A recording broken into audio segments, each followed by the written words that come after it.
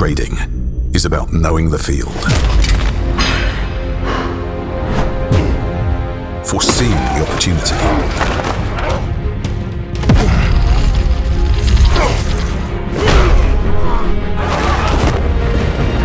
executing at the right moment. Timing is everything.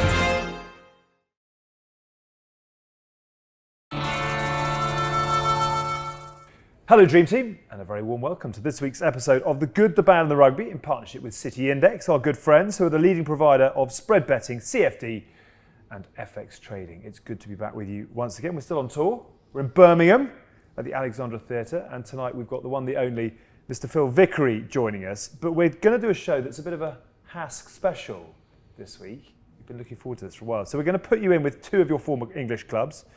At the end of the show, the Hoff has been to see someone very special. A former teammate who is a Lion, a Saint, and now a Welsh legend as well. But before then, because we're in the West Midlands, we are lucky enough to be joined by the head coach at Wasps, Blackett, who I'm told also holds the record for the fastest ever Premiership try, 8.28 seconds.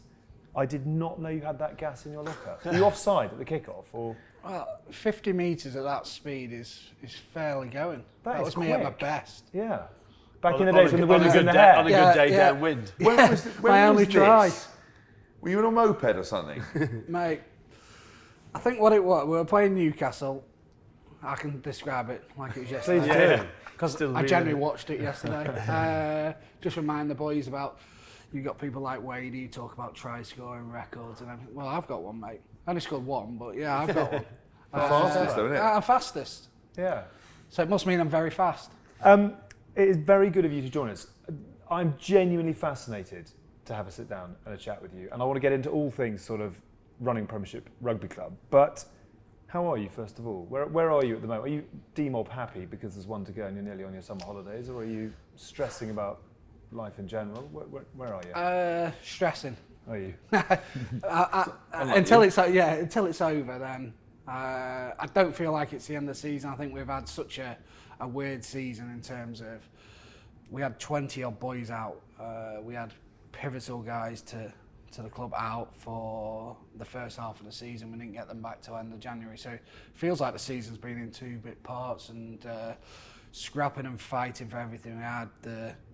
I spent, as much as most of the staff, we spent most of the time, first half of the season, acting as D for the team because we didn't have enough players to train against. And Still got it? yeah, sort of. It's a 16-second try now. Yeah, exactly. The old hamstring goes a couple of times, doesn't it? No. But and then we get everyone back and there seems to be a load of energy. So it doesn't feel like the end. I think, obviously, we had a European performance recently. I thought we were really unlucky not to win. That would have been great to go to a final. And I think 6 days later, there was a lot of energy was taken out of the tank. In the build up to that, we'd had 4 away games, 3 flights in the last 4 weeks. I think it took a lot of energy out of us and we were put in probably a poor performance against Sale. So that's taken a bit of energy, but a week off this week and our mode is we need to go to Leicester and get a result. Do you send everyone away on the week off and say, look, clear the head for one last push, or do you want them all in and get as much out of it as you can? They're all in. Yeah, there's things to fix and we've got to fix them quick because there's no tougher place to go at the moment, is there, than Leicester? Yeah. I was about to say that because carrying on from the Die Young legacy, a week off was never a week off, was it? Do you remember we used to get the charts out and he'd actually show us a graph where downtime we did worse afterwards, and I was like, I'm pretty sure that's not true, but he managed to manipulate stats to you on that. Is that the trick you've learned from him? I like the ones where you've got a week off, but you're coming in, and if you don't reach this fitness test, you're getting it. Right. So boys didn't really have a week off. But Hask always had a week off. He'd come back from internationals and demand he had his 3 weeks in Dubai before he came back to Really Premiership. big bollocks. Of course, you know. That's what Alan and Wales said. No one really focused on recovering hard. You've got to recover very harder true. to train harder. Come on. But I remember we had this player, Alex Reid, who sadly retired, who was always unbelievable at the training, during the fitness, because what they do is all conditions. I never understand this. Always fitness tests at the start of the season. We're like, we're obviously going to be unfit. and then do it again. And then when you have a week off, we're going to test you at the end of the week, so you spend the whole time terrified, or I did. So I've been running all the time. Not Alex Reader, he was on the daiquiris, he would be running up and down, and honestly, daiquiri would be coming out of his nose. But he'd always do unbelievably well, wouldn't he? Yeah, he was fit as hell. I had him at Rotherham, literally came together, unfortunately. But he came, and I'll always remember his first start for the club. Hask had just gone away on internationals, and we played Northampton, and we beat them at Air Place, and Hask rang me, and he said, "Congrats on the win, brilliant." Mate, I can't believe it. Reader played well. Even Reader was playing well. But that's how Reader was. He had the worst rig of a rugby player. Didn't have the greatest attitude, love a social, loved to be part of the boys, but he just had a competitive edge to him that when it came to the game, he just loved to win. Because he was your player of the season at Rotherham, the year you left, wasn't it? Yeah. He actually left Leeds at the same time, so he was in the academy, and I knew he was in the academy at Leeds, and I couldn't believe Leeds weren't playing him at the time. So I went to Rotherham, then took him. Then we had a couple of years there, and then somehow found a way to Wasps. But the Rotherham owner wasn't very happy when I signed there, and next minute the best player followed. I want to ask you how you reflect on yourself as a player, because I can remember watching you Rotherham days and Leeds days. Did you get the most out of your career at that point? Do you have itches you wish you could scratch as a player? Probably the reason I like Reader is because I was probably similar. I just had a competitive side, like it is. That's the bit that drives me. Would I say I was the most professional off the field? Probably not. But when it came, and that's why I can tell boys that aren't. Yeah. So when I see boys and they're giving me some meat, I said, mate, I know that. Don't lie to me. I know you're lying to me because I did that. So I know exactly what you're doing. But I would say when it came to the game, I would get everything out of me because just the competitive side, I just hated losing. And I still, 9-year-old daughter, she cries. I've got to win.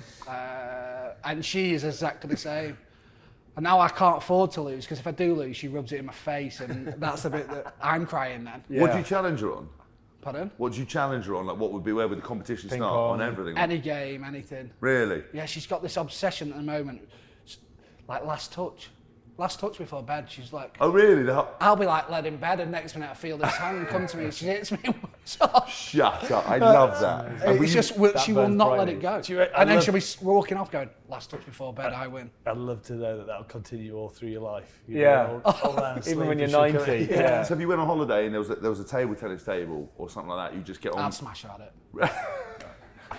No remorse. No. University I'd of try life. and make that competitive because she's not going to win. But at something like, She's not gonna win. Yeah. at something, I'll tell you what, for the first think I'd time be since too I nice was to you. young, I went skiing. For the first time since I was 16, I went skiing. We had a week off in February, and I took her on that, and that was class. To be able to, yeah, she beat me at that. She was a lot braver than me. Yeah, That's for that sure. happens that. Your Yeah. bravery levels dip at that age. Are you a heavy snowplow or Uh, beyond sometimes just hit the deck. If I'm going too fast, just hit Have a the lie deck. down. But it's when you're going too fast, you think, I can't even hit the deck now. Now I'm in serious trouble. Yeah. That's an interesting choice to go skiing though, as kind of a head coach. Because what happens if you did your knee trying to coach like that, like the guy? Were you at Wasps still when I broke my leg? Was I? I might have been. How you did? You played? Was it Playing- football? No, rugby. So I'd not played for 5.5 years, and I decided, you know what, well, basically what happened was we had it was a bye week or something along those lines, and I was back in Hull and went out and had a few beers that night. One of the guys was saying, "Oh mate, will you play for us tomorrow? I've got a big game." And this is Yorkshire 5. By the way, Yorkshire 5 is the lowest standard you could possibly play. Right. There is no standard below it. Right. Like we're playing Like like the abyss. we're playing like Hull Ionian sick team or something along those lines. There is no lower than this. And I've gone, no mate, I'm not. He says, have you got any boots with you? I said, yeah, I've got Mouldies in my. Right, you're playing. Then they brought this head coach over who was an absolute psychopath. He like looked at me and went, if you've committed, you're playing. And I woke up the next day and the mother-in-law's knock on the door, he rocks up. Come on then, we're going. I'm like, oh my God, I'm actually going to have to do this. 15 minutes into the game, I broke my leg. And then I had to ring Di and say, Di, I broke my leg playing rugby. And then, I got a letter through saying, right, well, everyone then got a letter at the club warning everyone if you couldn't do your job, you're going on basically £80 a week. So we had staff 5-a-side, that was all cancelled. Everything was, I basically ruined everything for any of the club. No one took any risk whatsoever. That conversation must have gone slightly different. What word for word happened? Di, I'm sorry. That's what I mean. What was he like? Well, no, it wasn't a conversation, it was a text message. I wasn't brave enough to actually ring. Fine. And what did he write back? You fucking idiot. See you Monday. See you Monday. That's the worst. Now I've got see you next Tuesday. Yeah, exactly. Now I've got 48 hours of sweating. Oh, because it is like that with It'd diet. be a great gag if you send that text, then he sends back a fake sort of P45. Yeah. Can you sign this? As classic Wasps with the letter, down to £80 a week. No extreme activity. If you can't do your job, honestly, I was on crutches I should have been on crutches and completely off feet for, I think 6 to 8 weeks. I was running after a week. I was not going on £80 a week. Literally, my leg was screwed for a year and a half afterwards, but I had to get through that. It just wasn't. So you obviously coached Hask. Did you play against each other? Play with each other? Did you do the age group stuff? You would have played against each other. For Rotherham or something. Yeah. You didn't do sort of. I did. 1 year, my first year was Rotherham when they were really successful in the Premiership and we didn't win a game. At least London Welsh were worse than us. Yeah. That's always a positive.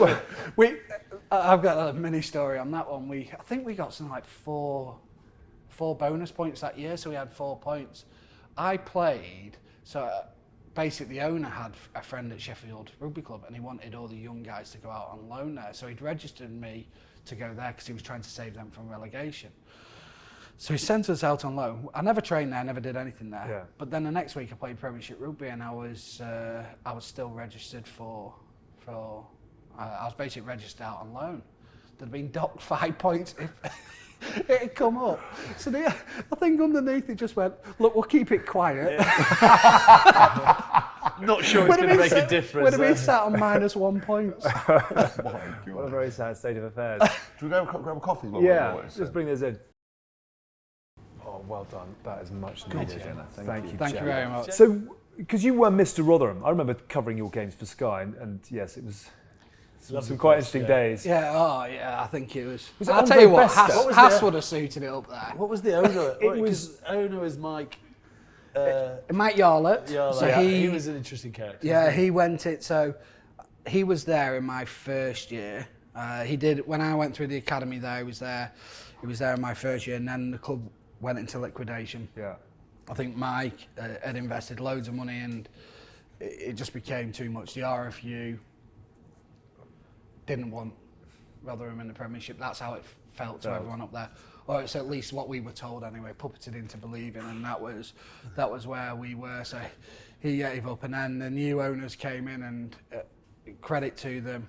You only have to look at the businesses, everything. They pumped so much of their profits into the club. It's incredible now. So it's probably it was probably one of the poorest clubs in the Championship, but how those two kept the club going, and it was pretty special. But the difference between going from Rotherham to Wasps was remarkable. Because you were... Did you downgrade to a worse training centre? Was that right. So, training centre. So this will be the training bit. This is why I can't really go on Hask, because I'm coming from literally... I can't even explain. The best way I can explain it is probably... We had Tom Dunn come from Farley House. So he came up on loan. I think it was Farley House at the time. If not, it was wherever the training. But Lambridge. Farley House sounds Let's go better for- yeah, it anyway does, for yeah. the start. Well, mansion in Somerset. way better than Lambridge. Yeah. Lambridge was pretty dull. So we're going Farley House. He comes up and he comes on loan, and he comes straight into a forward session doing pick and goes, and he's like, "What is that?" He thinks he's got mud on the side of his face. He's got dog poo. Look at us. Look at his face. No, but that was like so when we trained at Acton. This is genuinely a true story. So we trained at Acton for Wasps. Your session was over when you fell in fox shit. That's how they had it. What would you prefer, dog shit or dog? Well, because you know fox shit, there's always that thing that makes you blow blind, isn't it? Like if kids get it right, makes you blind. I tackled Is that true or is it a myth? I don't know. I'm Not going Googling to it. risk it out. Yeah. But Matt, Try it. Matt, I get anything to get out of it. One of these sessions, I'm taking it in. I'm eating it. Matt Everard, who obviously knows the coach that was, I remember I tackled him and I was like, fucking hell, Ev, you shit yourself. And he rolled over and he just fallen in a fox turd. Had to go. And one night they sat out and there was something like 55 foxes. And the pitch was more turd than it was, and that was that. And then we went to Broad Street, where if there were foxes, you wouldn't have been able to see the turd because it was under 6 inches of water. so elite level sport right here. It was better than what Hask made it out to be. But, Character forming. Yeah. Were you saying that because it's where your bread's buttered? Yeah, correct. It was like, I can't possibly go on record saying it was gaff. Yeah. What was that?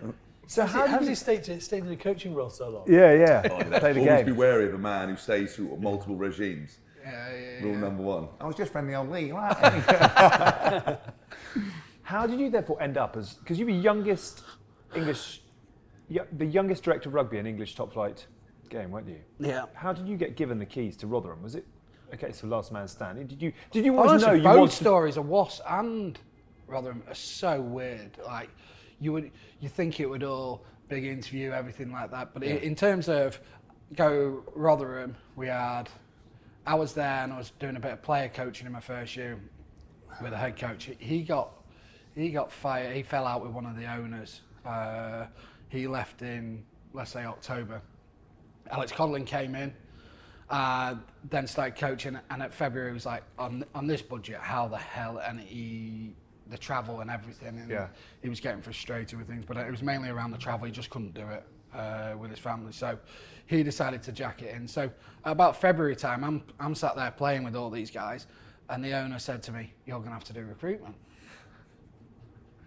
I was like, right. So I'm having conversations with him next to me. I'm just a player for the next year, a player coach. That's all I was doing. And I said, "You're not going to be here." And you're having those brutal conversations, and I'm literally sat next to him and just saying, "Right, come on, let's go and bash some people." And you're having, it was just not a. So yeah, we then started speaking. I was on the panel, me and the two owners, and we were speaking to people, and people would come in and apply for the job. I was obviously saying rubbish, just to get myself the job. That's not how it happened. But how it happened in the end, the owner just said, "Well, we can't find anyone. You're just going to have to do it." We can't find them because you've actually got, I'll send out the emails, have them send them. I'm writing, just putting all the letters in the bin. I'm quite enjoying getting rid of all these people. I don't interrupt you, but I'm interested because I would describe you as a lovely guy. Like, I think you're very, very. That's not what you used to say. No. I Cameras are rolling. I say a lot of other things, but I say you're a lovely guy. I can imagine it'd be quite interesting for you to have gone from being a player and kind of one of the kind of lads and having conversations with people. And how does that sit with you? Going, listen, you're not going to be here, or we don't want you. That's supposed to be the hardest part when you transition from being a player to being a coach. I don't, honestly, it doesn't get any easier when you a player. I think it's savage. Yeah. It's like when you're having those conversations with players and you're saying, "Mate, there's nothing here for you next year. I'm sorry." It is brutal. Yeah. Especially some as well. They've got families, everything. And you can just see it. You can see the dream shatter almost in front of your eyes, and it's that's right up there with one of the most difficult parts of the job. Do you have a technique for it, or do you just rip off? I'm sorry. It's got a theme developing here. You text them. You're not here next year and switch your phone up. Yeah. No. Got to be up front. Yeah, you've got to be up front and show empathy. Understand the situation. There's nothing for having that conversation aggressively. Does it get easier or does it get harder? The more you do it. you get used to it in a different way because probably you guys wouldn't know, but when you do get dropped, and you're dropping players, honestly, when you drop a player, it's sometimes like you're getting rid of them. They're like gutted to a point sometimes, and they're hard conversations every week. So that conversation is a little bit worse. Yeah. But honestly, some of the times you've got to leave people out, it's deep conversations. Is it very different for each player in terms of where you feel they fit? If they feel that, if you know that they might fit and do a job at another club, do you say if you need any help with anything like that? Always. That would be straight away. That would be, you would talk about them leaving, and then straight away flip side, you say, right, I'm going to do anything I can to help you. Yeah. If you need a reference, if you need me to ring clubs. There's players this season where I've rung clubs and said, look, he's available, or we've got a player that's playing in a different position in training. I'm saying, honestly, if I had room, I would be signing this guy. Just to let you know, people aren't seeing it because he's not playing, but he's doing ridiculously well. Yeah. I always think that's funny on references. You always write someone a reference why you should hire them, but why are you getting rid of them? Yeah, I know. Well, don't ask that question about he's great, he'll do really well for you. It's always a legal obligation, isn't it? But do you always I'll be honest on a reference as well. But do you by honest, I would always talk about the positive side, and you can figure it out on the negative. But then would you say to the player, look, if there were any obvious on his way, you say, look, I think you need to work on this. I'm going to talk about your positives, but you need to be aware of this. I think most of the time, these guys hard? are probably not playing in your team, so they'll realise why they're not in your team. So you might say that. Like with one player recently, I think a lot of his parts of his game are really good. I think there's a certain area in his game that's weaker, and that's why, unfortunately, we made the decision to go in a different direction. So going back to the original question about how your coaching style has. Just what you've told us there in terms of what you've been through at Rotherham and how you got the 2 jobs, has that massively affected how you treat the role of being a head coach? Is it sort of everything all consuming, or are you have some people who are so sort of relaxed, who can rock up, know what they need to do, have the personal connections, which is we've always talked is a massive part of it, or are you in there? Is it always about the analysis? Is it always about the delivery of what you've found, what you think is going to work? Because I'm always intrigued. I ended up, when I only did it for 3 years, the player coach thing, and I felt I always had to be at the club. I always had to be there doing something to make me seem like I was doing everything so I wasn't just, and I was ticking loads of boxes. Firstly, I hate things that are fake. So if people are just ticking a box and staying at a club all day. If our coaches, so someone like Martin Gleeson, for example, who I had last year, is now with England. He doesn't have the longest attention span in the world, but he comes in, he goes bang, hits it, and then he goes. And then before you know it, he would leave at 2:30, 3 o'clock in the afternoon. The only problem is at my work day, when I start when I finish, you try and finish. So I would leave the club at 6. You generally get in the club just before 6, leave after 6 at night. But my day would finish. Glees would ring me at 9:30. You see that from training, you see that. Because Glees would work like that, go home, chill out, refresh, and then go again. And that's how he worked. And I don't mind coaches doing that. You're getting paid to deliver on your job, and whatever, I don't think I have all the answers, so if you want to work it a certain way and it works, then let's go your way. I used to hate, and I'll bring you something to Hask once told me as well. I hated coaches that asked loads of questions. I felt it was very textbooky and RFU. Very RFU. And I'm like, I can't be dealing. Just shut up and tell me what you want me to do.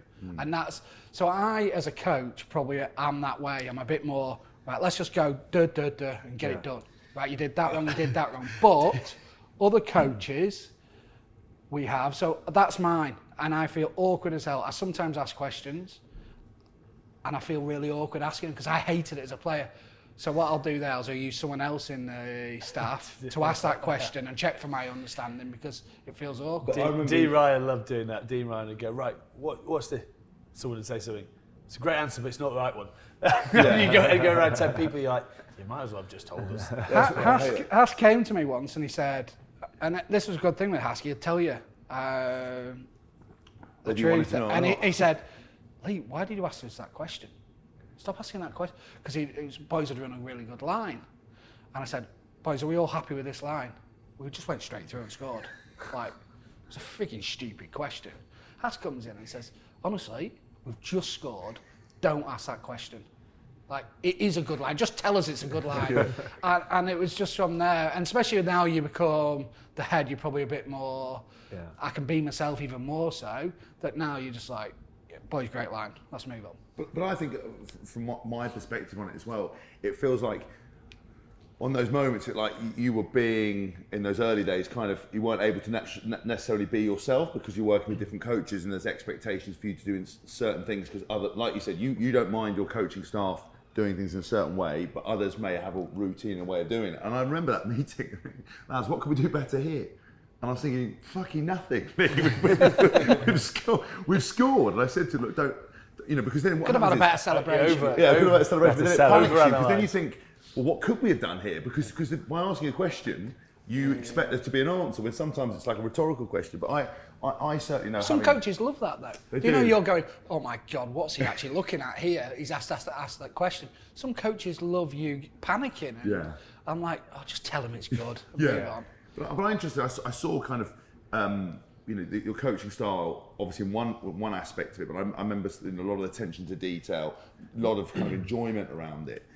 Would you say that's something you carried on, even in a much sort of bigger scale, in comparison to where you were before? Because it seems like the feedback from the guys when you took over in COVID, at Wasps in particular, was a complete change of environment, and that positivity, that kind of enjoyment was what propelled the team onto that Premiership final.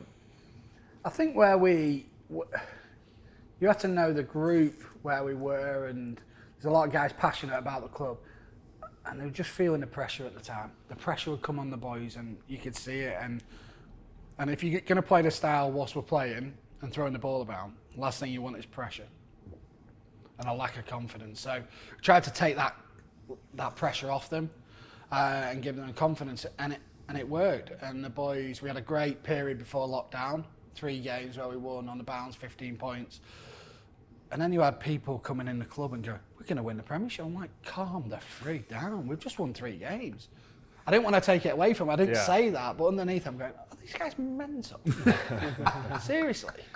But, geez, we weren't far away, were we? They weren't that.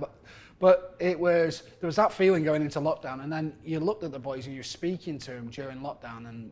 And as the months went on and obviously the weeks and the months went on, the boys were training harder and harder. If you'd come off the back of 3 losses, I don't think we'd have had that period afterwards. But they were so intent on that, had all this pressure, and we'd been losing games to now winning, and I'm seeing an end and seeing a short run to the final as well. They're in a good position. I think it was around enjoyment, but I've got to keep remembering that as well, like that enjoyment part, because sometimes when you lose a few games, you can. That's what I was going to say. Being sort of an old school player in the starting period where you're coming through in the early 2000s, late 90s, early 2000s, you basically your rugby development was from older players who played in the right area. If you did something wrong, you basically your own teammate punched you or whatever. How hard is it? How hard has it been though as a coach for you to adapt to not going through what you've taken over your career as the norm, right? Play in the right areas, or exit smartly, don't do stupid offloads, don't do this. Whereas the game now is about building people up to express themselves and allowing them that environment. Is there always a little blast of the past whispering in your ear going, don't forget about territory, possession? Or is it, you trust these young kids that you've got because you've got some unbelievably talented kids? Do you have to put faith back in them and give ownership to them whilst trying to steer it at the same time? I think it might be the other way now. It's But my natural instinct will be play. And then there's this little man saying at the moment, the game, like whether anyone wants to believe it, has changed in a sort of way. And the more, it's how you kick. So people will think about kicking as negative. Like you kick to break a game up. If you want it loose, break the game up through kicking. Because it just opens the game up. It makes it unstructured, and that's what certain teams will want. So I still think the game even more so at the moment seems to be around territory. A lot of games are won by the team that have the least possession, which is like there's parts of the game now I'm looking at as a coach and you're going, I don't like that and I don't like coaching it. But if we've got to win, we've got to do it this way. Yeah. And that's the hard bit. That is a hard bit as a coach because you're sometimes going against your beliefs, but the game's telling you something, and the last thing you want to be called is a dinosaur. The game's changed, and I just stick to, we played this way 8 years ago, so it's going to work. Yeah.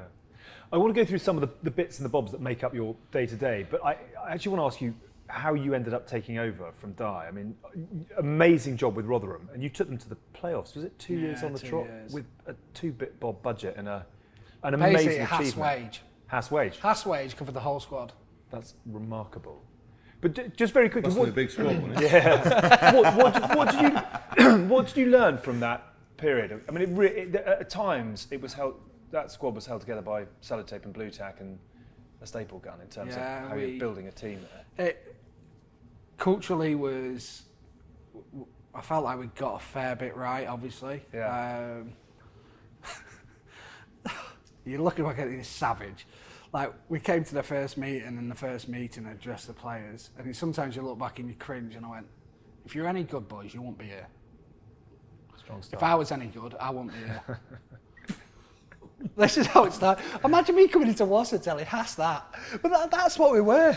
You'd have just opened up the demon that was telling him himself. Yeah. Oh my God, start crying. My dad was right for all these years. I knew it. But that's what we said. If you want to be, boys, you're going to have to work extremely hard to get yourself out of here.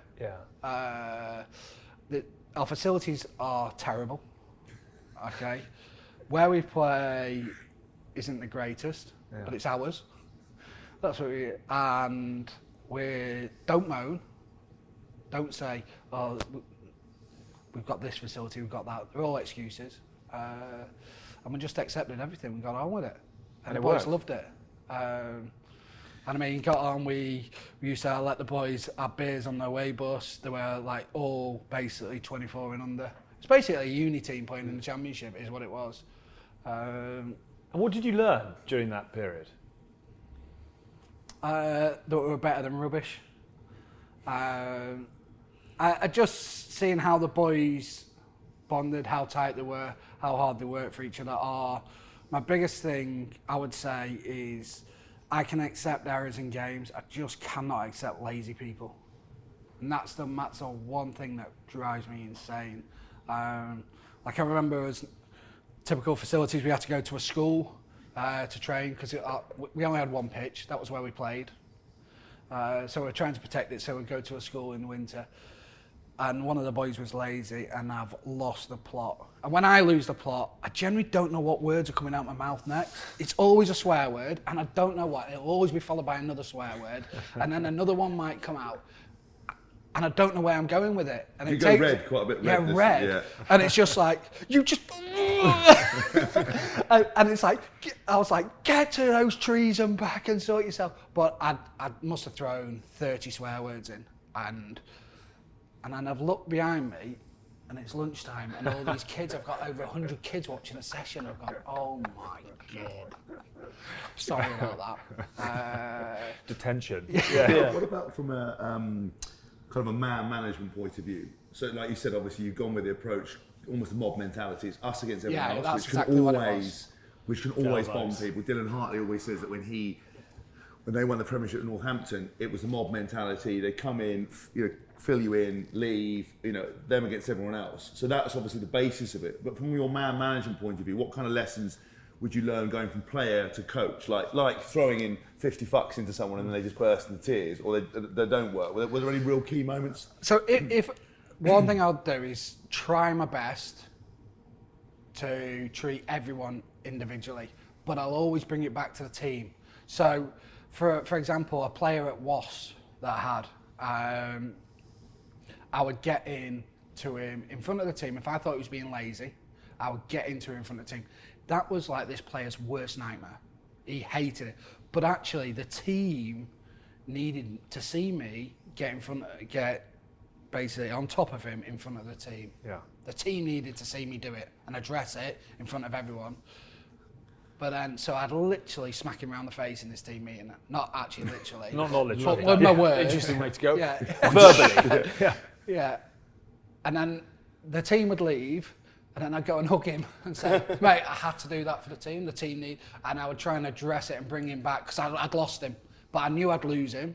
Now it's about me hugging him and trying to get him back part of the team, and that would be a situation I have to try and manage. I really enjoyed those hugs, by the way. Yeah, I was going to say, it sounds like You you've left them destroyed. Yeah.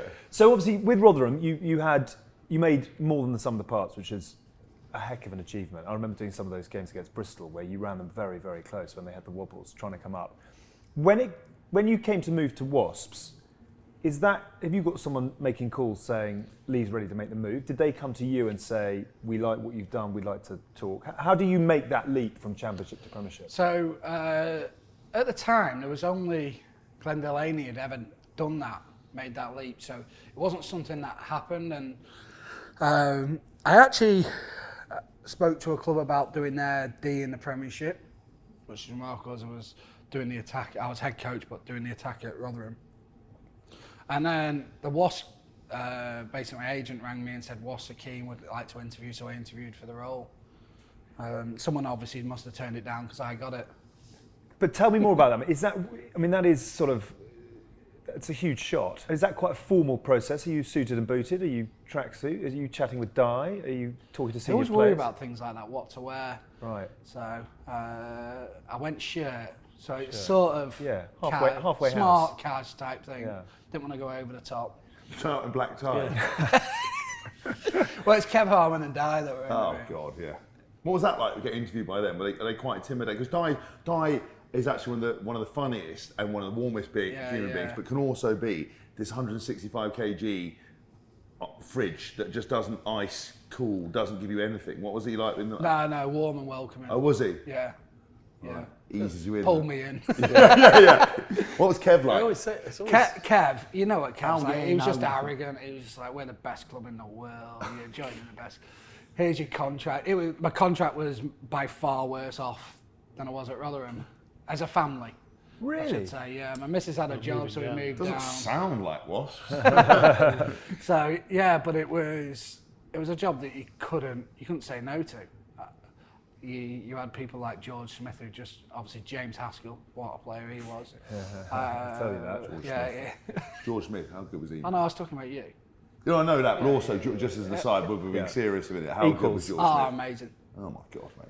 So when you then join up and you get your Wasp stash and you go from Rotherham, which is, you've told everyone that if they were any good they wouldn't be there, and suddenly you're going into an environment where you've got a guy who has redefined the art of the breakdown during his career in George Smith. Not James Haskell, 6.5. But was that to the manner born? Do you feel very comfortable doing that? Do you have to sort of check Tell you yourself what at was times? uncomfortable. I got married on the Saturday, January, moved house on the Sunday and started at Wasps on the Monday. Wow, that's like Solomon Grundy. So there was a lot going on in their life but also it was a World Cup. It was a World Cup year, and Wasps had decided that they weren't going to bring the coaches in till August. Right. So the boys just went in and just trained with the S&C, and rugby coaches didn't come in. Now, if you think the Championship finishes early, it's April. So I was April to August going, oh my God. Like, I'm just trying to get loads of things planned. But then until you're in the environment, you don't really know where you're going to fit. And there was a lot of planning going on. But standing from a distance, who looks like I could use with this? the pads. Di was very open-minded, but also very clearly a dictator. Yeah. So it was, he set the agenda, and then the other coaches kind of fitted around him.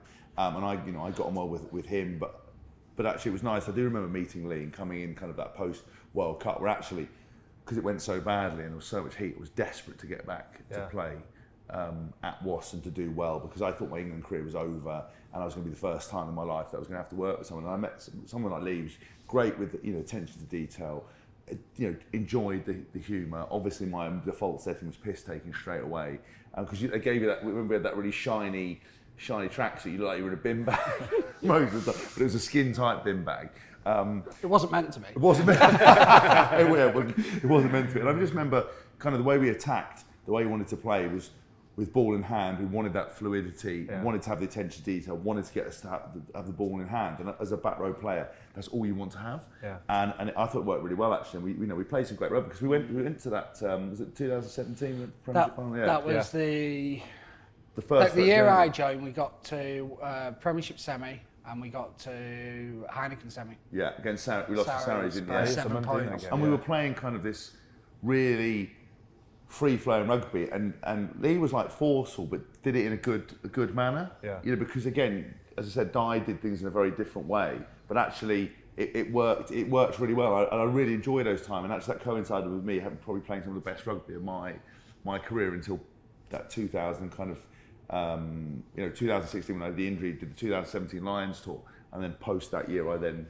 got you always played good rugby when your contract was up. Yeah. You were very good then. Yeah, it was really yeah.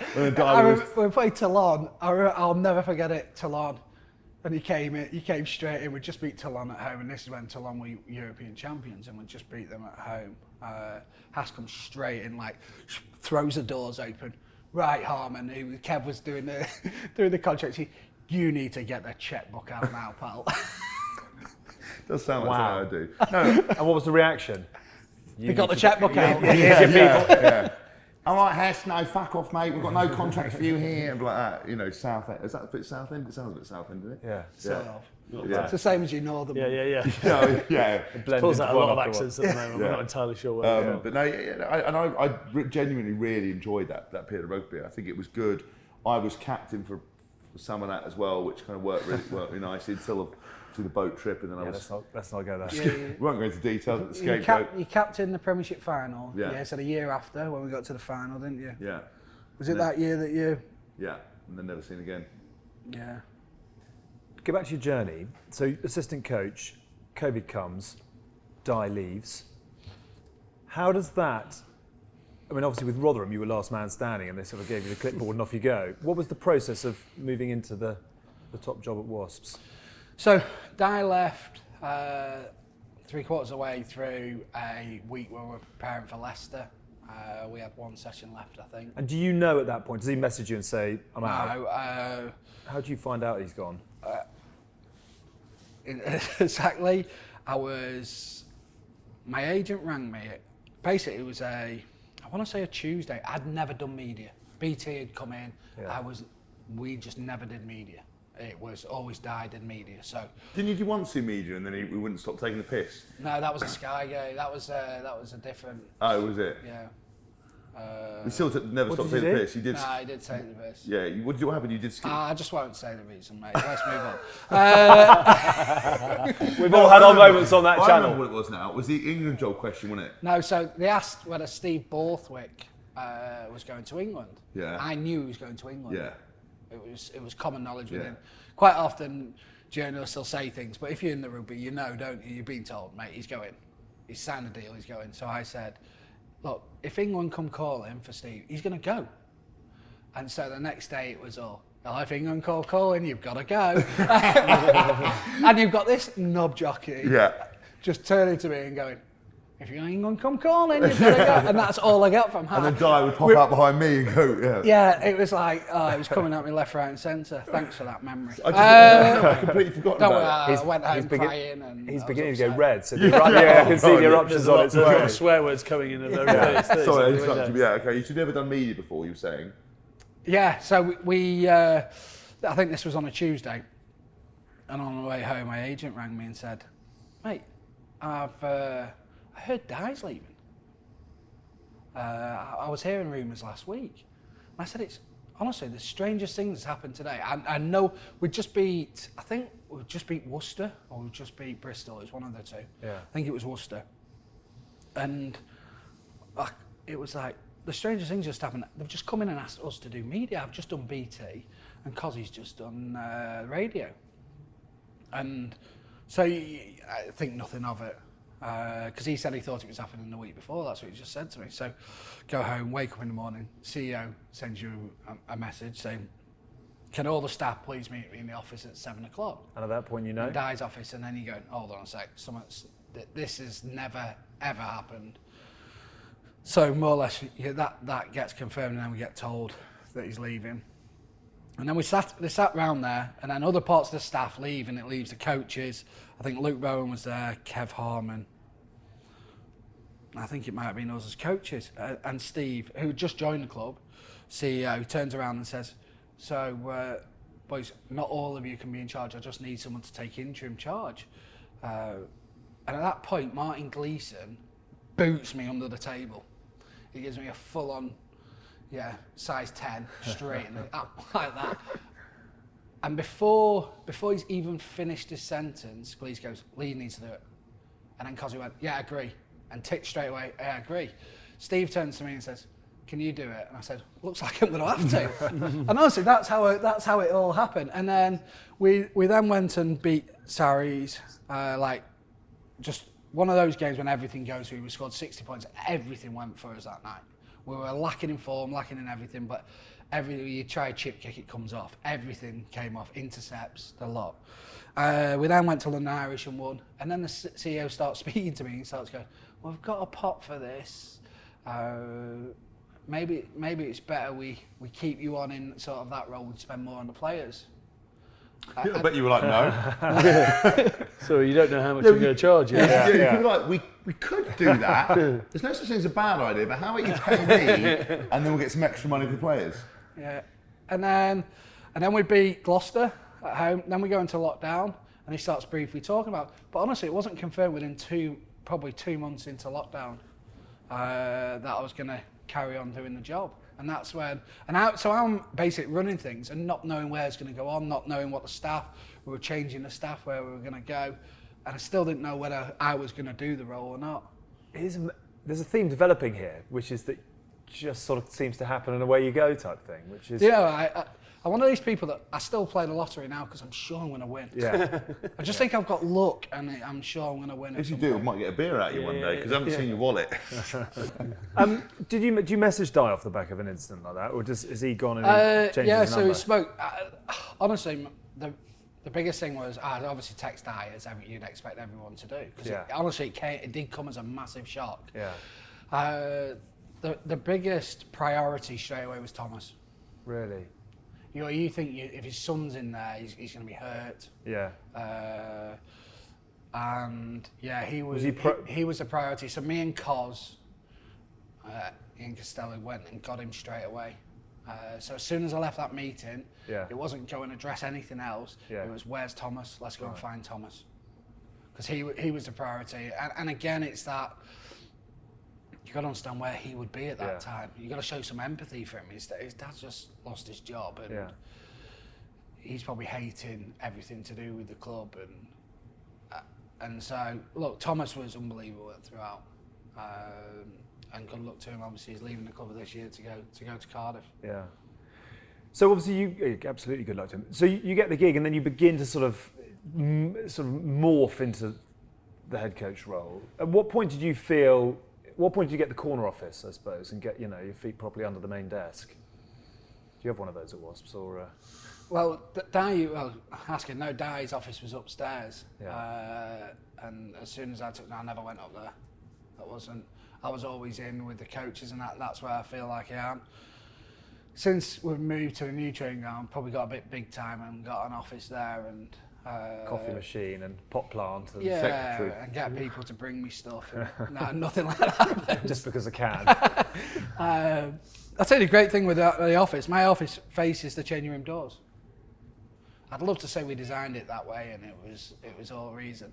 It didn't, but that's how my thing. So every day, every player walks out, the office door is 95% of the time always open. Yeah. And you get to see the players every single day and say hello to them and have that connection, which is really good because you quite often find head coaches' offices are out the way.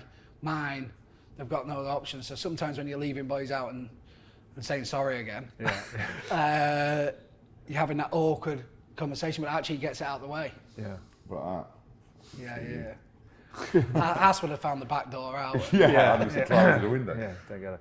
In terms of obviously, moving into that top role, etc. When did you begin to feel really comfortable, kind of running the show? Did you feel immediately that you got given the keys? Right, we're off and away here, or did you have to work out quite a bit? And on that, were your thoughts aligned with what Di was doing previously, or did you know there was always something you wanted to change? Yeah. I think the more experience you come, the more you go, just do it your way. Like, don't have any regrets. Do it your way. And so that was before Di left. If we're going to do the attack, do it my way. If I'm going to go out, I would like to go out my way. Yeah. So you always have that. But when he left, it didn't feel like I was in charge. It felt like, this is our club, let's do it together. Yeah. See, these were coaches that I sat next to all day, every day. These were coaches that said, Lee's got to do it. And guys who were like really good mates. Still speak to them all the time. The guys that left, good mates. And that's how it felt. It felt like all of us in together. Got great relationship with someone like Launches who leads the players. And when you're that assistant, you get to know the players really well because you spend a lot more time with them. Yeah. And that's probably my challenge as a head coach, to make sure I've got that time with them. It is hard. Players are always going to say, you don't give us enough time, because you can't possibly get around 40 odd people. They all want 30 minutes of your time every week, but you can't do it. Yeah. But your job is to try and get to know the players as best you possibly can. And it just felt like it was us all in this together. There wasn't Lee's in charge, it was just us going in that direction. Seems to be quite a thing now at the moment, because I think Quins would say something quite similar off the back of Paul Gustard leaving. Yeah. Players having more ownership. Why are you head coach and not director of rugby? Because you get paid less as a head coach. Right. Why? The most truths are told in exactly. No, not really. I see. I would. We've got a really good team. So Steve, CEO, understood that I was coming in this for the first time at this level. He put a really good team. So the first thing we did was get a head of performance. We've got a head of recruitment. And there's lots of things sometimes I won't. So with recruitment, I'll always have a say on who we go. But when it speaks to the agents, I wouldn't speak to the agents. So a director of rugby would probably do that a lot more. He'd be more off field, whereas I'll try and be always on the field. Okay. That's so there is a difference. I was sort of joking about the money. sort of, but not really. That was interesting as well. I think with Di's kind of last 2 years, he spent a lot of time juggling stuff off the field, and the job becomes 90% about everything else and 10% about coaching, whereas you seem to have maintained, right, listen, yes, there is some admin role, but actually you're, maybe 60% coaching. Yeah, I can easily see how you could get dragged down. I keep reminding myself sometimes of that, and I do get it wrong. I do get dragged away in this conversation. Probably don't spend enough time planning that session, getting that session absolutely bang on, or spending enough time reviewing a session or opposition. And you do get sometimes dragged, but it's that constant reminders. But we've got some good people around. That's what Steve tried to build. He tried to build a good team experience around us, and even if anything, you looked at last year, right, where did we needed more experience. So that's why I went to Steve and asked about, can we go and get John Mitchell? Will he give us the finances to go and get that? Because that again was something we lacked, and you want a strong team around you. And do you have the conversation with John Mitchell and saying, this is what I'm looking for, are you interested? Yeah? Yeah, so how I found out about that was Lawrence called me, because it wasn't in the note, he was still with England at the time, but he just handed in his notice. And so I tried to get in there before anyone else got in. And and is that an easy conversation? Because obviously your coaching career is doing that. You're on the up, but he is a man who's been there and done it and got more scars from rugby. You know, when I've looked at people and gone, coaches that they're worried about their assistant coach and who they get in, and someone that's been there and done it. I'm thinking, if you're doing a good job, you don't need to worry. Yeah. That's all I think. If you're doing a good job, you don't need to worry. Go and get the best in. If you can get the best, go and get the best. It's quite a rarity though, because the male ego is a real thing. You see it in all walks of life, and it takes quite a strong and comfortable person to put people in around you, because that's the dream. You put the best people for the job. You put your ego on hold, and you all manage it, but you're clearly in charge in terms of the direction. Would you get up at 5 a.m? Do you? Yeah, the alarm goes at 5. Yeah. I generally leave by 5:30 at the latest.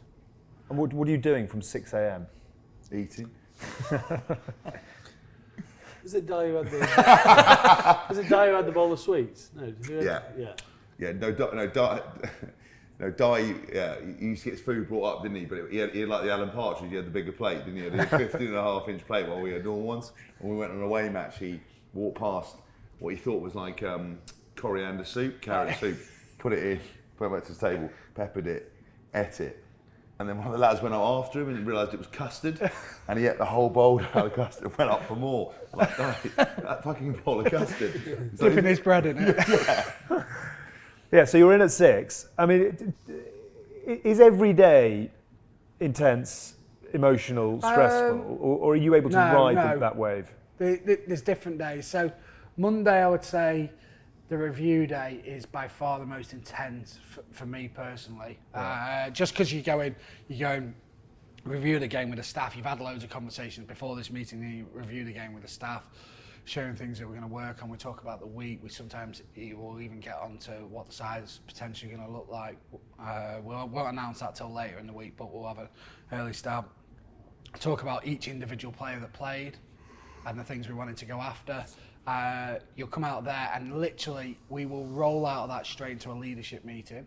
I'll roll straight out of that leadership meeting straight into a team meeting now where I've got to dress. So you're sort of 2.25, 2.5 hours in, and I'm feeling like this, knackered already, and then I've got to be at my best for the review of the game for the boys. Because that's probably the biggest part of my day now, is reviewing it to all the players. And and then you come from there, and then you go into the backs units, you go into forward unit, and then you go into the training session. By the time you got there, you've got 4 people that are wanting a meeting with you as well, so you're sort of putting that onto the back day. So that by far is the hardest day. But yeah, you're always thinking, and even at night, sometimes I haven't even watched training yet, and I'm getting home at 6, half 6. I'm going, I need to watch training. Yeah. But they're the bits I really enjoy doing, watching training back. So I was going to say, which is the most satisfying? Winning. I was going to say, is it the 5 else. minutes in the change room? Not The only even, thing that matters is winning. Not even. There's celebrating good tries, celebrating big wins. Nothing comes close. What's the worst bit of it? Oh, the other way. Losing. Savage. Like, if How you do you look take a defeat? Well, look, he can't let his daughter win, so Well, don't that's imagine true, he's yeah. not going to take. Yeah. Do you have to pretend? No. No? No. I find players, and whether I'm right or wrong, it's just my belief, I find players better when you're emotional. Right. They prefer emotion. So if you're peed off, they'd rather see you peed off. If we've just got a good trial, we've got a great win, they love to see you emotional on the side. Yeah. Maybe it's take the mental games, because there's nothing worse than you coach after a really bad game saying, right, we'll address this Monday. All the players are going, oh my God, what's coming Monday? Yeah. Are you someone, sort of pre-game, are you in there issuing messages? At what point do you hand it over to the players on game day? And do you get very nervous? Are you a sort of a pacer and a thinker, or do you feel the work is done? No, by far the most. So you're talking about when I would relax. I would relax back end of a week, because I feel like job's done in terms of that. There's only things now I can't do too much to influence this game. So I spend a lot of time making sure pre-match is right. Yeah. Conversation. So even with pre-match, I probably do, let's say 75% of them. But at times I will use other coaches to do it, because it's just the same voice. Yeah. Everything needs freshening up. But if I wasn't doing that, I'd probably just list I'd write all the players down and just put one thing I'm going to say to them. And sometimes I might say that to them on a Friday.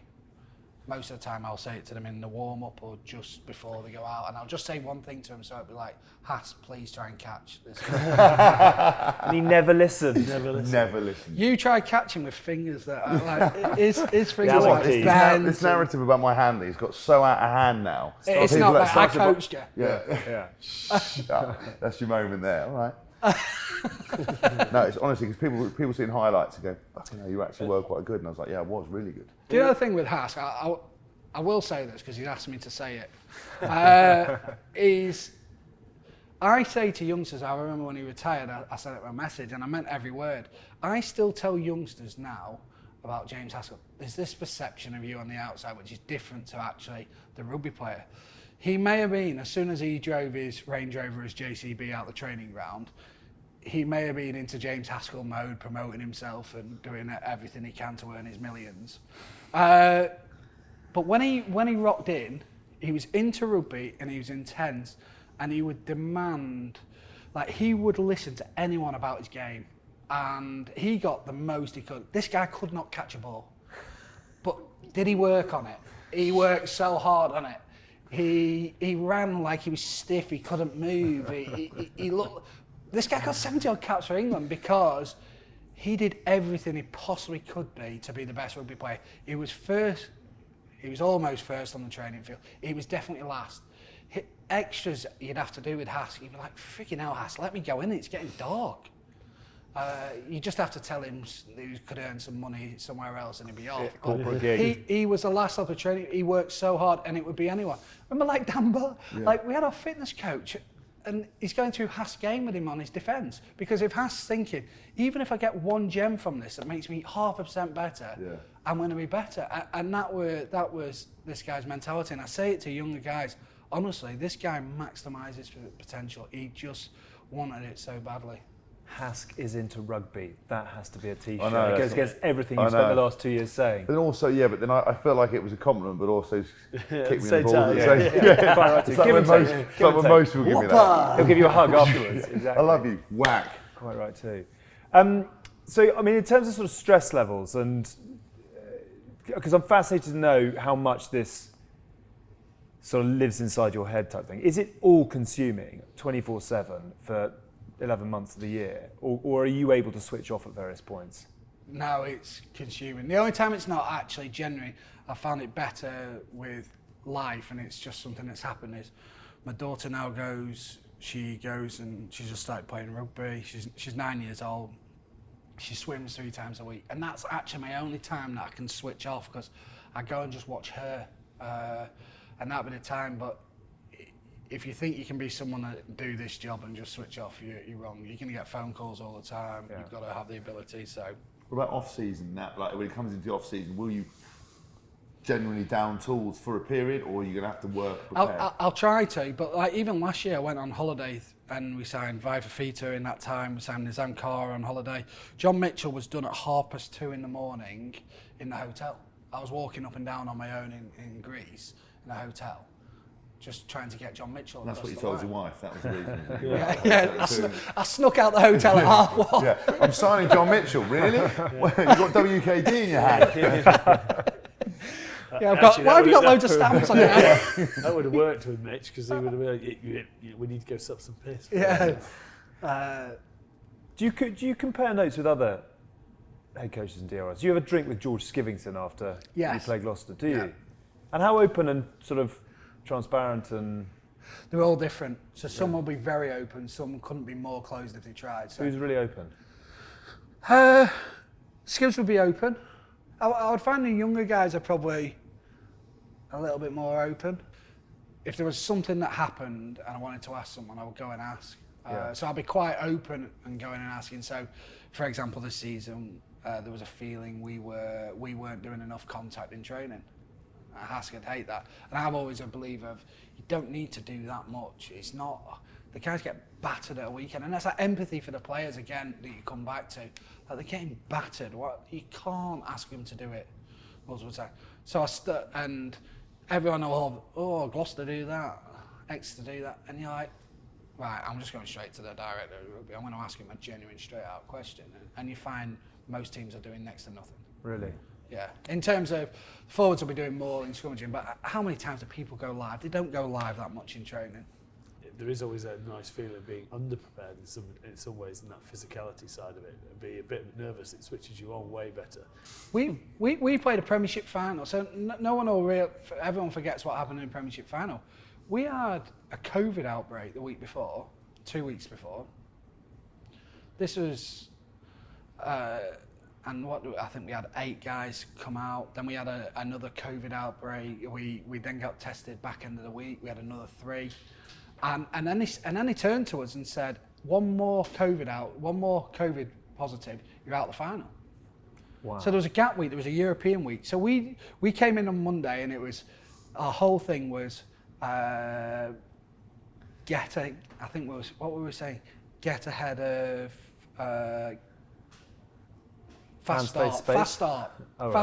So we were going to start. We could get a week ahead of Exeter for the final, because we knew we were playing them. We had 2 weeks out. They were playing. We were going to get ahead. We didn't train till the following Wednesday because we were off with COVID.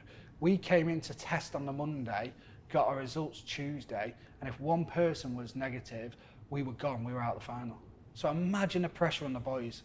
You talk about didn't sleep. I did not sleep then, and I had a sore throat. I had everything. COVID. And I was panicking, and I basically said to the doctor, I'm gonna pull myself out. I won't test. I'll just pull myself out. I won't go because I think I could have it here.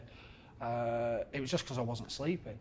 But I'd actually already had it before the lockdown, before it was fashionable. Could have actually been the first in England, if anyone knows. But New variant. Yeah. And that's what. So all the players and everything building up to the final, we didn't know we were going to play till Wednesday. Wow. And you can imagine everyone. I've still got messaging me, and I was looking through the other day with Launchers. Me and Launch were texting each other on that Wednesday morning at 4 a.m. saying, have you got the results? I could see him online. He saw me come online, so it texted me straight away. What's happening? Because that's where the players were. See, that's all of the bits that you just don't think about or read about in the papers or see on a Saturday. So you imagine the mental thing we've gone through for that week, and then we have one training session. So it brings you to your point, and we go into a final, and everyone's like, the attention to detail, the panic on everyone, and the boys get it like that. How much of a dialogue do you have with Eddie Jones?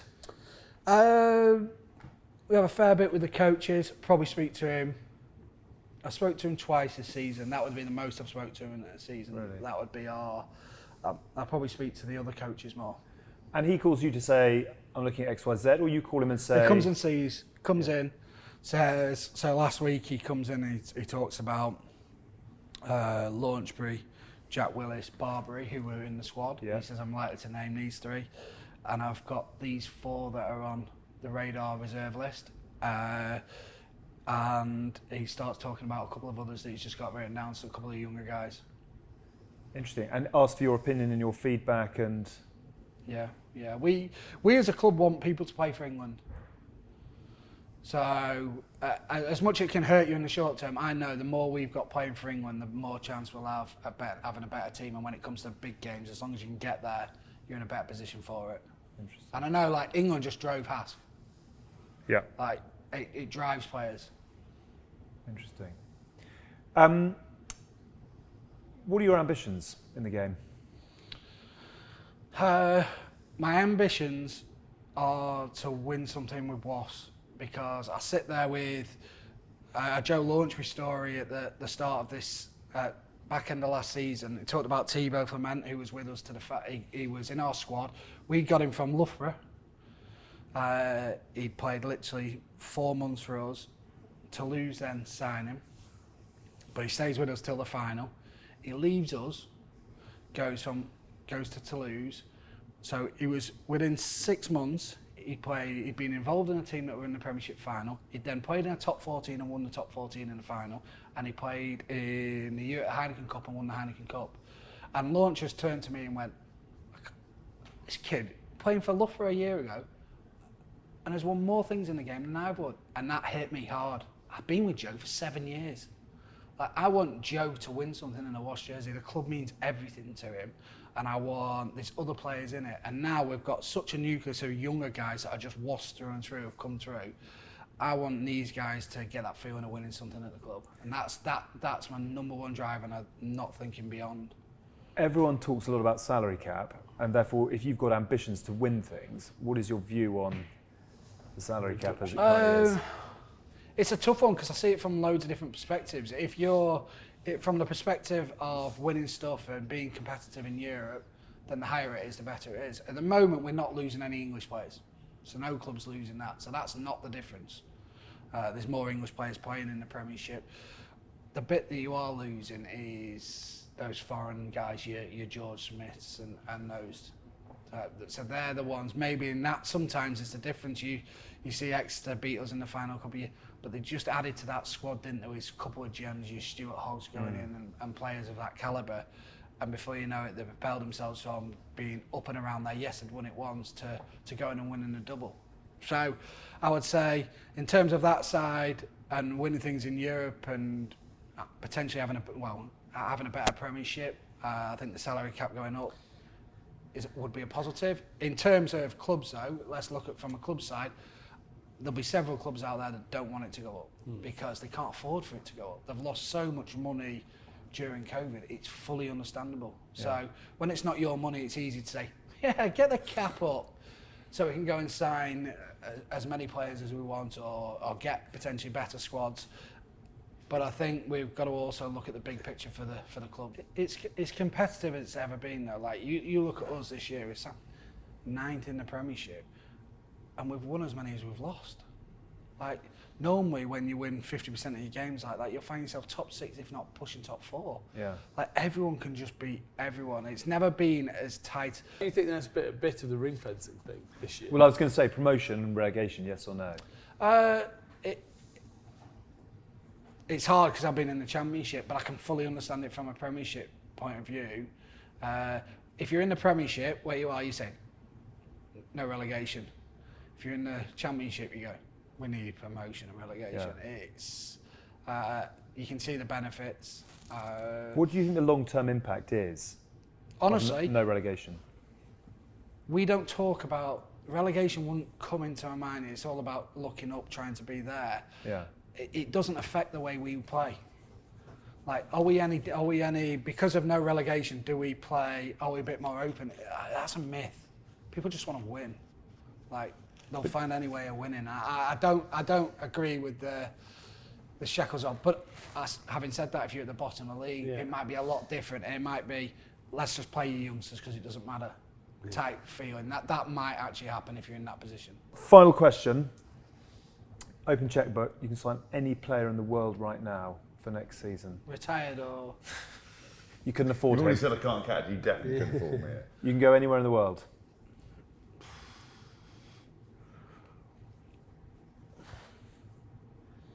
jeez. You've got to have a Christmas list, haven't you? Dear Richard Father Mwanga? Christmas. This year Do I would you like. know what? When you say, do you know what's coming through my mind now? Go on. Genuine, is if I say a player in a certain position here, You'll it's get going to ups- affect. yeah. Do you know? I did wonder that. It would be. Okay. So that's who straight is the away. best? Who is the best player in the world right now, though? Uh, Doesn't mean you have to sign him. The most influential player. I like Colby. I think he just the way. Now I've not seen him play properly for I would say nearly a year, but the influence he had on the game. Richie Mwanga, say probably 18 months ago when I watched him a lot more, I thought was the individual that changed games more than anyone. When he just said, bang, I'm going to change it now for the Crusader. I just saw him change games immediately on his own. I've seen Marcus Smith do that for Quins as well. Just when Marcus says, right, now I'm just going to go up a gear, and he changes a game. But I would say, yeah, those guys are.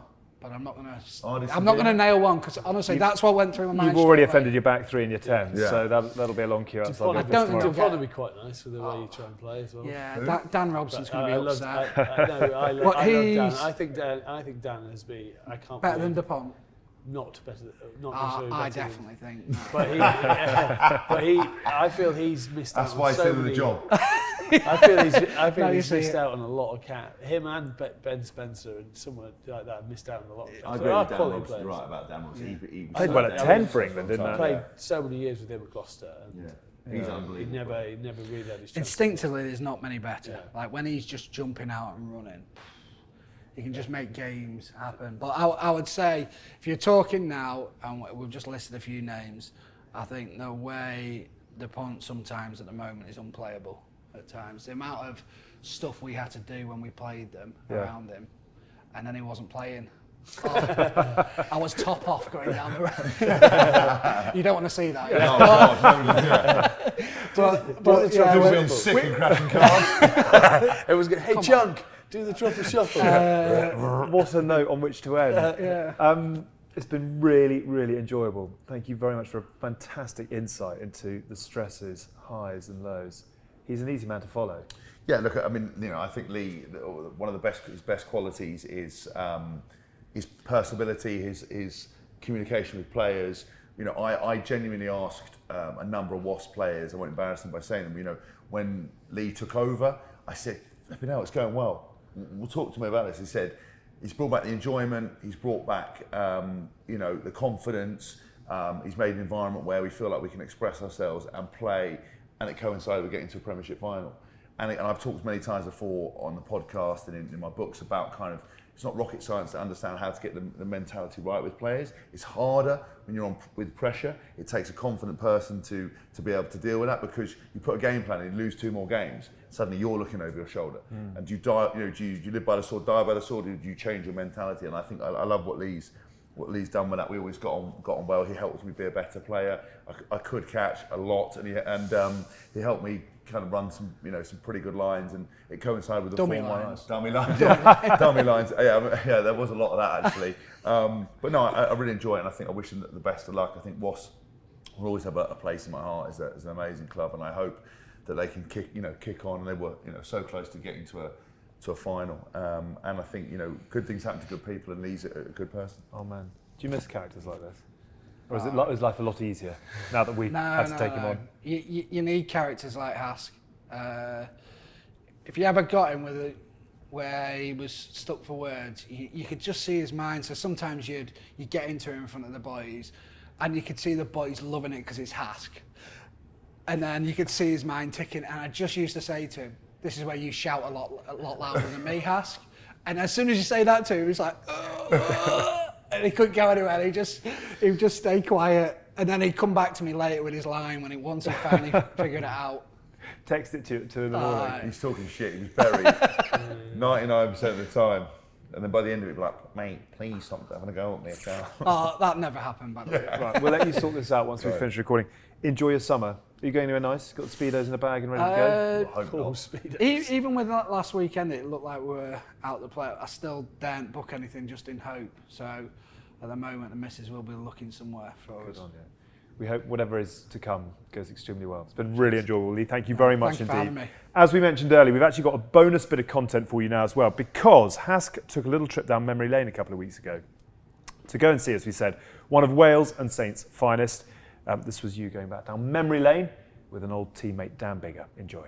I'm back at Franklin's Gardens for the first time in over 3 years. I'm sitting in the stand, the sun is shining, the atmosphere is quiet, but I'm joined by a very, very special man. 100 caps for his country in the most recent Six Nations. Captain, a beautiful man with an incredible tan. Awesome hairline, Dan Biggar, how are you? I'm good, mate. How are you? Good to see you. Thank you for having, well, first of all, thanks for having us back at the stadium. I mean, what a turn of events for Northampton. Obviously, you've been here a couple of years now. You're sitting fourth in the table. What's the mood like at the moment? The mood is, you know what it's like, Hask. You know, when you're in a team where you're on a good run of form, everything sort of flows a bit easier. The room in the mood in the changing room is a lot lighter, and sort of boys you sort of enjoy coming to work a little bit more. So at the minute, the mood is really good. We're on a bit of a run. I know we had a bit of a slip up in the Challenge Cup against Gloucester a couple of weeks ago, but other than that, our form in the Premiership's been really good over the last couple of months, and put ourselves in a really strong position, ready for Newcastle home last day of the season. We'd like to think that we can get ourselves in there. You seem to be really enjoying life here. I mean, obviously, I was there the first season you came.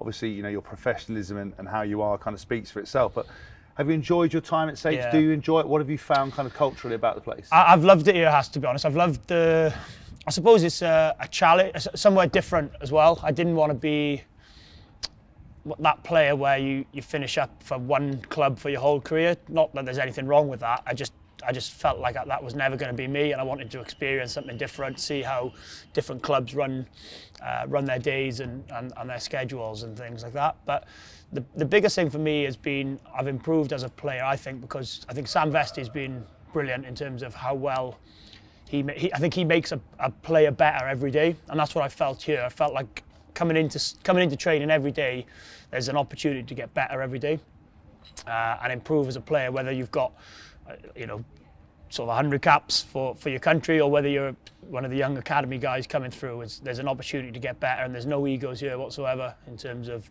players, coaches.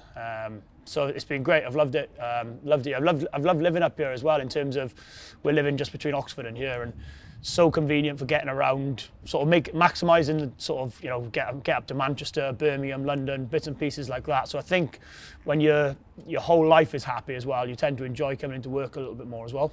So you truly believe that kind of Sam's been kind of a real influence on how you've played and how you developed? I think so, yeah. I think he's been, for any young player, I've said to the guys here that I don't think they realise how lucky they are to have someone like Sam in in terms of at that early stage of their career. I think he's made a huge difference to my game, how I've understood the game, how I've understood sort of different calling processes, maybe being a little bit more adventurous in my calling process here because of the way we play. It's quite, we haven't got a pack or a team who can strangle teams perhaps like Exeter did for a few years and Sarries have done over the last few years. We haven't got that. That's not our game. So our game is very much moving the ball to space with skillful players, and I suppose my job is to try and facilitate those skillful players. So for me, it's been just a bit of a breath of fresh air, really, in terms of just having that back in that, however we move the ball, wherever we move it from, whatever decision is, as long as it's backed and it's put out in the right manner, it gives you that confidence to go for it. Now, this is only my impression from the outside, but it seems to me, even though you've had an amazing career with Wales, sometimes kind of the acceptance from the fans and you being kind of seen as the number one man, I don't always been that comfortable. Is that right in saying? Or have you always? I always feel like you've been on a bit of a journey with Wales, and it seems like when you come to Saints, from what I'm hearing from you, you're comfortable in your own skin, you're enjoying yourself, and actually you're out of the limelight with Wales in terms of you're able to play your club rugby here, and then you're called up and you feel refreshed. Is that kind of right? Yeah, definitely. There's been we've made a bit of a joke in the last Six Nations camp that there's been someone better than me in Wales for 14 years, but I've managed to fend everyone away. So that either says, I don't know what that says about me or others, but yeah, I think it has been a bit like that. And I think playing number 10 in Wales is probably that position where probably when you lose on an international day, generally the 10 takes a fair bit of flack, and that's how it's always been, not just for myself, for other people before, and I'm sure it'll be for others after me. But so I suppose, but for me, I always found that I always quite like that side of it, though. Hask, I always quite like having the ability to sort of prove people wrong, or when there's a bit of pressure on me, or when there's people who aren't quite convinced, and that's like I really enjoy it. I wouldn't, and I think that makes the highs better. Yeah. Does that make sense? Yeah. Like you've had an unbelievable career, Hask, and you've had some unbelievable days, haven't you? But I think you only appreciate those good days because you know how much work it takes, how much.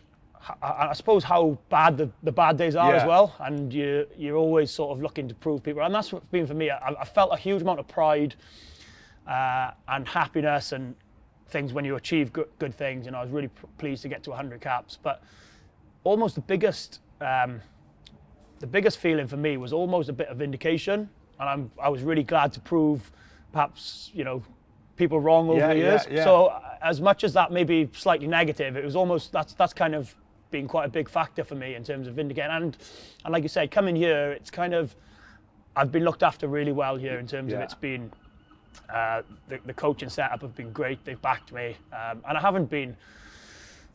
probably haven't played as much as I would have liked to through international commitments and bits and pieces. But when I have played, I felt, like I said, a real warmth here as well. And it's been great. And I'd like to think that that's shown through my commitment, because I'm not saying I get it right technically every week on the pitch, but I always like to think I give everything for the shirt, whatever shirt I play in, and hopefully that's been received well by the fans. We've got a great setup here, and I suppose just like you said as well, getting outside of Wales a little bit where you can. Because it does feel like a bit of a fishbowl. Yeah. And look, obviously everybody lives and breathes rugby in Wales. That it can feel like if the team's going well, then your world beaters. But it can be quite a dark place. And I think it is interesting you said about, because that's the impression I got, where you would play well, but they were always kind of looking over your shoulder or suggesting there was someone else. But actually, there could be nothing better than getting 100 caps and going, by the way, you've tried to write me off a million times. Yeah. I'm here. I've been doing the job, and I've got 100. I mean, I certainly when I got my 50th. That's a line in the sand that no one can take away. Yeah, absolutely. And like I said, I know it, and I don't want it to come across as negative, but it really was a big feeling for me, that vindication, and almost sort of sticking two fingers up at the doubters and all the people that have wrote you off. And I think, in a way, I'm actually really glad that my career, I suppose, hasn't just been there. Yeah. I'm really glad that it's taken some ups and downs, and because, like I said, the moments that are good feel even better then. Yeah. And like I said, it is very much a goldfish bowl, and I think with a lot of Welsh players as well, it's very much, a lot of players don't like change or want to stay at home, and and are comfortable there. And I think for me, it's just been, I've been lucky really to come to a great club, a great place, and just experience something different and differently. The league is great as well. I will say the league is... Doesn't rain as much as well. Do you know what? It actually doesn't. Honestly, now it doesn't rain as much. No. Whenever, like my wife and little one are back in Wales or whatever, you speak to them, ask what the weather's like. Say it's a bit cloudy or whatever up here. She'll say, "Oh, it's absolutely chucking down with rain back home and things like that." Whenever you go to Scotland, Wales Island, it's always just a milky sky. It's just a milky sky at any time to return. Yeah, I will say the weather is. The one thing I will miss is I have missed here is being literally about as far away from the sea as you could possibly be. Yeah. So like during the summer months when you get some good weather, that is something that I have found frustrating or disappointing that we're basically in the middle of the country. I'm sure you've put a swimming pool in your house around here and you don't need the sea. No? No, we haven't quite got to that level yet, mate. No, not that level yet. Well, what are you spending it on? We'll have to see if we can renegotiate the next deal. Well, mate, if you keep playing the way you are. I mean, I just wondered, just on the Welsh thing as well, like, I know you said about negativity. It's actually really interesting because we live in a world where people talk about positivity, but I think most people achieve stuff through negativity. You know, no one ever got anywhere by going, well, you can do it. They got there by going, well, I don't think you can do it. Yeah. Or you're not good enough. You kind of use that. So I think that's a great way to be. I use it, and I did do throughout my career. What was it like captaining Wales as well? Because I think from what I've seen and what I watched, it kind of almost brought the best out of you because you were playing well, making decisions, kicking the goals, getting drop goals, but also leading, taking over from Alan Wynne. What was that experience like? I actually really, if I'm honest, guys, I didn't know how to. When Wayne asked me in the first place, I said yes because it was, it would have been very difficult to turn it down. But I suppose when I went home and chatted with my wife and thought about it in myself, I thought, how is this? How are you going to be received amongst the boys? Yeah. How you all of a sudden have to. I suppose you're seen in a slightly different light, aren't you, in terms of by the lads and things. So I was a little bit apprehensive about how that would respond and how I would think, is it going to detract away from my game and have I got too much on my plate? Yeah. But actually, I really, really enjoyed that, the responsibility of it in terms of making the decisions, in terms of still running the team, in terms of having input in terms of stuff that we do off the field in camp and bits and pieces like that. So I actually really enjoyed it, and like I said, I think I've always found with me that there are more, I suppose, the more pressure, responsibility, bits and pieces like that are on me. I feel like I respond quite well to it. Sometimes when I'm, when you're not perhaps thinking about the game that much, or when you're a little bit more relaxed about things, I've always found I've got to be right up for it. Whether you're playing, Newcastle away or you're playing the All Blacks at the Principality Stadium, I kind of feel I always have to treat every game the same, because as soon as I switch off for a little bit, I feel like I just drop a little bit in performance. How did you find your leadership style? Because I remember playing with you here. Stick with detail, obviously, great around the boys, very, want everyone to have a good time, like a laugh, but you expect standards in training. You'd blow up if, rightly, like most Tinds do. Did you, once you'd accepted it, made up your mind, what kind of style did you do? Because Alan Wynne, I only experienced a little bit with the Lions, but were you similar to that, different, or did you try and forge your own style? I tried to do a little bit my own style, Hask. I tried to replicate what I wanted the team to be was from what I was. As my character is sort of scrap for everything, fight for every sort of blade of grass, really be good at that sort of stuff, because there's far more talented players in the squad than myself. So it was very much about trying to install a bit of a mentality where we fight for everything. I didn't want to have any excuses, and if we weren't good enough, then it was down to us or the group as a whole, as opposed to making excuses and looking for shortcuts and things like that. So I think also it helped me in terms of just picking your moments to maybe blow up, because I think if I'm just blowing up every 2 minutes in training, or if I'm blowing up every 2 minutes around the hotel or whatever, then it just becomes white noise, and people are just going to switch off and think, he's off on one again. And also I tried to use a lot of other boys around me, like John Davis, Adam Beard, boys like that, to try and to pass the same messages that I wanted passed on, but from a different voice. And I know I'm sure you'll have noticed it through your career. Sometimes somebody, coach, player, can say the same thing, but if it comes from a different voice, sometimes it can be more powerful, or just have a different way of I suppose, of people of dealing with it. So I think that's what I tried to do. I tried to I tried to not let it change me, but I also tried to really instill a sort of a little bit of the mentality we spoke about, you know, not a defeatist mentality, but really scrap for everything, fight for everything, and make sure that we put an absolute shift in before thinking about anything fancy coming round. Yeah, I mean, I always found that if I said anything like, right lads, let's go and do something, it sort of faded to the background. But if you're northern and say exactly the same thing, everyone's like, wow. So I remember I'd be like, right lads, got a real big game today, you know, we can't mess around. And if a northern goes, right lads, I'm not being funny, but we've just got to make it does sound better, doesn't everyone's it? like, wow, that's so inspiring. And I'm like at the back going, I said exactly the same thing as that, but I just said it in a posh middle class Berkshire accent. So no, I know what you mean there. Just talking about Wayne Pivac. So I knew nothing about him, obviously before he came and took over the Welsh job. I hadn't really seen much about him. I knew obviously following Warren and Sean was always going to be very difficult. We interviewed him for our podcast, and Tinds and I were instantly like, wow, we want to play for that guy, properly gets it. You know, we sort of really, really liked him. What's your kind of relationship with him like? Did it change with the captaincy? No, it's been good. Wayne's big strength is keeping, because I suppose like most head coaches for national team don't do loads and loads of coaching as such. It's very much, it's almost like a manager's job, isn't it? So his real strength, I thought, was keeping quite a happy group together and keeping the group in terms of quite relaxed around the team room, on training. And I think, in particular, because we had a tough autumn, I think it was 2020, the autumn, which was tough. And then we came back in for the Six Nations in 2021, and it would have been really easy for Wayne or for coaches to really sort of tighten up and, you know, no smiling, no fun, no, you know what it's like when you've been in environments like that.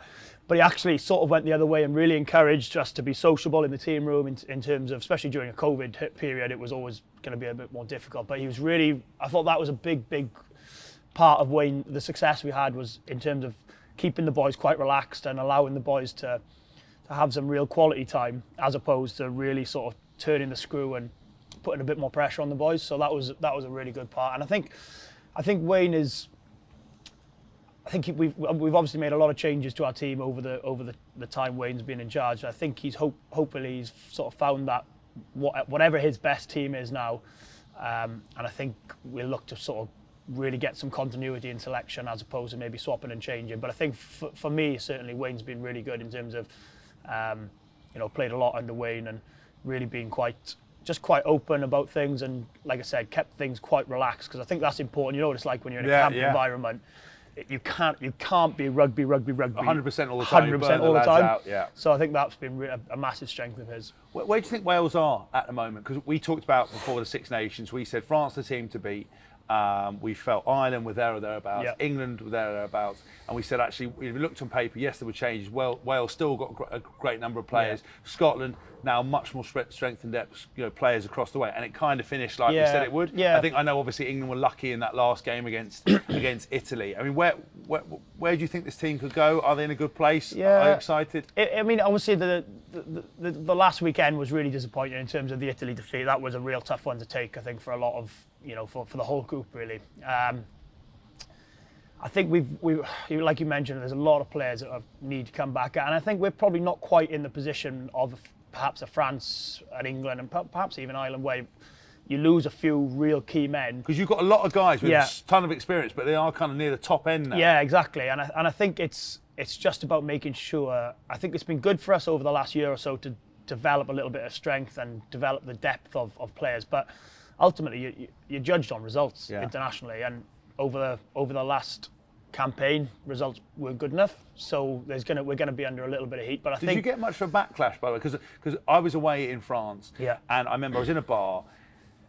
And people get very upset when I say that, you know, I was happy for France to win. Like I'm obviously, you know, an England supporter, but like when Wales were playing England and you guys that last 6 or 7 minutes, I thought you were going to come back and do it. I wanted Wales to win because it was the narrative. I thought it was amazing. That's what I'm interested in. Obviously, from your point of view, you were on the field. Can you disassociate yourself with the fact that actually that Capuzzo scoring that incredible try and making it, obviously it's not easy to stomach, but I wondered, after the game, my biggest concern was not whether you boys would get over it or whether you're in a bad place. Was there a backlash? Was there some nightmare situation going on? Was it okay? No, it was quite calm. I mean, it was obviously like disappointing in terms of afterwards. You know, everything is pretty low, and I'm hoping that it's going to be a real watershed moment for us as well, in terms of that there will be sort of, whether it be changes, whether it be a line in the sand now that we need to really sort of knuckle down and get back to where we were 12 months ago, really. And for me, actually, it was just brilliant because a lot of the boys had to go back to Wales and probably live amongst it for a couple more weeks, whereas I was able to come back up here. We had 2 games, I think it was London Irish. Because you're not on social media, are you? No, not at all. Is that a conscious effort? Yeah, definitely a conscious effort because I see, I'm always feel vindicated by it, because when after a tough loss or you haven't played well or whatever, you get on the bus and all you can see is boys just scrolling through and seeing what comments are, and I think, do you know what? I'm so glad that isn't me. Yeah. So I'm just, I go back, I check the football scores or whatever. Can't see anybody slagging you off there, sort of thing. So I think there's definitely a conscious effort of that. So I think that's helped me as well in terms of probably not seeing it. I think it's the best. I think it's the best way to be. And actually, I didn't. When I was putting this all together, the questions, I sort of didn't. I thought you might be on social media in some form, but actually, I think it's the perfect thing, because if you've been using that negativity, you felt like with Wales that people looking over your shoulder, trying to find other people. If you're able to be mentally strong, come here, enjoy your rugby, feel like you're getting better, take the honour of playing for Wales as captain, and then not carry it with you. And I think that's probably the best, yeah, the best way. Maybe I reckon if I'd have been on social media, they'd have finished me off about 5 years ago. I wouldn't have survived 14 years, no way. It's so interesting. I never knew that. And I would say, like, without, obviously your mental resilience is one thing, but I think without people ramming it down and adding self-doubt to you, I think that's a brilliant way. I mean, just finish the last question. I mean, you obviously had the Lions. I know it was disappointing. It's kind of 3, started all 3 tests. Where do you want to go with your career at the moment? What is there left to do? What do you see happening in the next couple of years? I think I get jealous. I do get jealous when I see teams and players playing in semi-finals, finals. That is a massive aim for me, is to really push this club in the next year or two to hopefully we can do it this year. But I do get jealous when I find it really difficult actually watching those games. Because that's what I know people always, especially in 2020, talk about taking part. Yeah. But for me, yes, one of the biggest things I miss is the bond between players and sitting down seeing mates. But winning makes everything 10 times better. It makes many more memories. Those are where your memories from. Yeah. When people ask you what was your best memory in your career or for this club or for your country, 9 times out of 10 you relate it back to when you're winning things. And I think I've been lucky enough to be successful with Wales, with the Ospreys when I was there as well. And I think that kind of, once you've had a bit, it's almost like you want more and more and more. So I really want this club to be successful in the next, either whether we can do it this year or next year, because I feel like this league for me, week in, week out, on the course of a season, is an absolute, it's a marathon. It's an absolute brutal league in terms of, because we could rock up. You could play Newcastle here, say for argument's sake, and if you're off it by 10%. You're getting done over. Yeah. There's no such thing as it doesn't matter if you're playing Sarries, Newcastle. If you're off it a little bit, you're getting done in this league. And I think to achieve that would be brilliant. I'm hoping to get to the World Cup if I can scrape another 18 months out of me, international level, and then probably reassess things from there. And I've got another year left here with Saints, which is great. And I think probably just reassess things from then. It's I'm really quite open and honest about it, to be honest, because I really don't know what the future holds, but get to the next 18 months time World Cup and probably make a call from there then. Mate, it's great to see you in a good place. Thank you so much for your Pleasure, time. Hask. We'll catch you all soon. 2 fascinating insights on this week's Good, Bad and Rugby with Wasps. Thank you again, Lee. With Northampton Saints, thank you again to Dan. We have been the Good, the Bad and the Rugby. We will see you next week for another episode on the road. Where we'll be, nobody knows. The life and times of the Good, the Bad and the Rugby. Enjoy all that's to come this weekend. We'll see you again soon. Bye-bye.